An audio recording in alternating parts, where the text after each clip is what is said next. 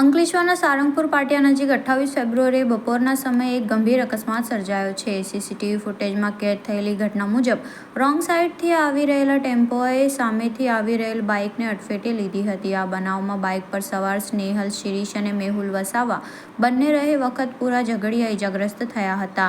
અકસ્માતના સમયે એક કાર પણ ત્યાંથી પસાર થઈ રહી હતી. ટેમ્પા સાથેની ટક્કરમાં બાઇક ચાલક રોડ પર ફંગોળાઈને પટકાયો હતો. ઇજાગ્રસ્ત બાઇક ચાલકને તાત્કાલિક સારવાર માટે હોસ્પિટલમાં ખસેડવામાં આવ્યો છે. પોલીસે સીસીટીવી ફૂટેજના આધારે તપાસ શરૂ કરી છે. રોંગ સાઈડથી વાહન ચલાવવાને કારણે સર્જાયેલા અકસ્માતમાં ટેમ્પો ચાલક સામે કાર્યવાહી થઈ શકે છે. હાલ બાઇક ચાલક સારવાર હેઠળ છે.